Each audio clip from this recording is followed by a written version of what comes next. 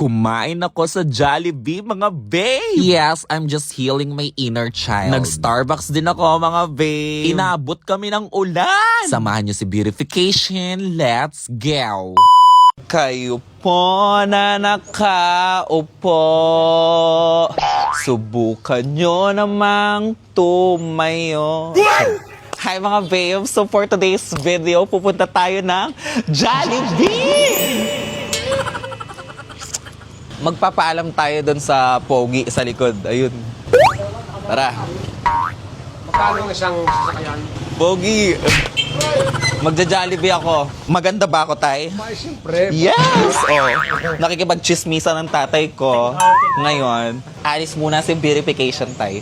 Hindi ako man lalaki. Hindi ako uuwing buntis.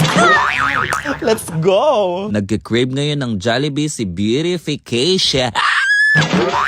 Di ba nga nasabi ko na sa inyo na walang Jollibee dito sa lugar namin, walang McDo, walang 7-Eleven. Kaya lilipad si Verification sa kabilang bayan para makatikim ng Jollibee.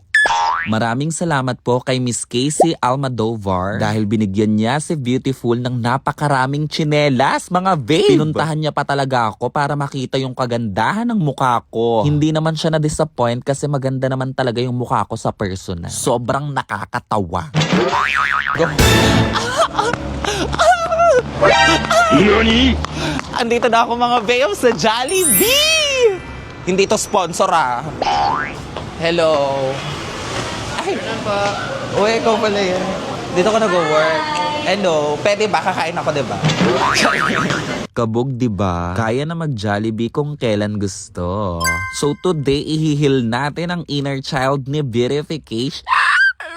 Dati no, bihirang-bihira tayong makatikim ng Jollibee, mga babe. It was luxury na para bang hirap na hirap kang i-afford dati. Dati parang nakakatikim lang ako niyan kapag kumubra kami sa 4-piece, mga babe. Noon, hindi ko namamalayan na may nakuha na pala kaming pera sa 4-piece. Ayun pala, ubos na kasi pinangbayad na sa utang. Utang na. Yay! Happy birthday to you.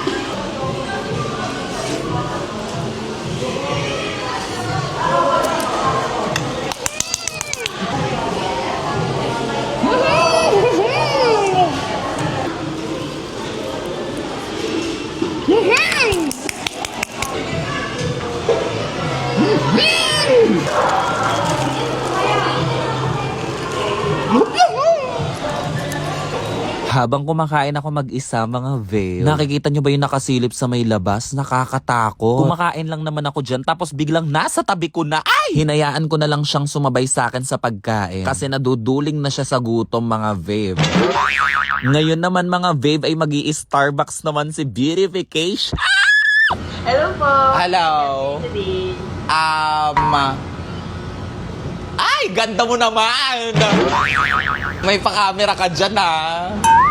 Ikwento ko sa inyo yung first time na nakatikim ako ng Starbucks. I was in college that time. Meron kaming tour ng mga oras na yon. Tapos yung isa kong friend, si Leanne Ragasa, na classmate ko din dahil short nga sa budget si Beautiful ng mga panahong yon. Nilibre niya ako ng Starbucks, mga babe, at sobrang tinetreasure ko yung moment na yon kasi first time ko makatikim ng Starbucks kasi ang tingin ko sa Starbucks nung mga time na yon pang mayaman lamang.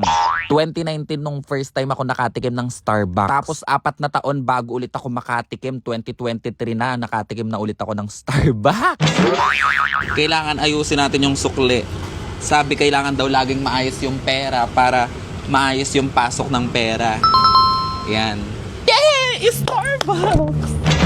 Yay! Titikman natin.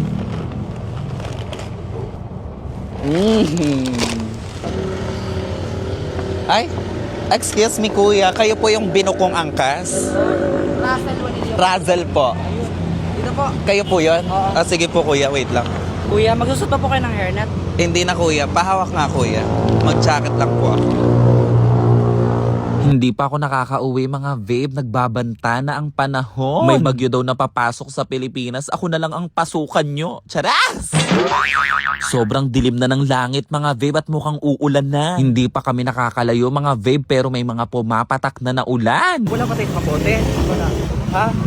Sigurado ka. Wala nga na eh. At lumakas na nga ang ulan mga babe. Kaya naman at sumilong muna kami. Delikadong sugurin ang ulan dahil sobrang lakas. Meron pang kasamang kulog at kidlat. Kaya naman naglalabasan ng mga palaka. Ang papangit ng palaka. Aabuti naman kami ng dilim kung iintayin naming tumila ang ulan. Kaya naman sinugod na ni beautification at ni uglification ang Julanis Monis. Ang sakit sa mukha ng mga patak ng ulan, mga babe.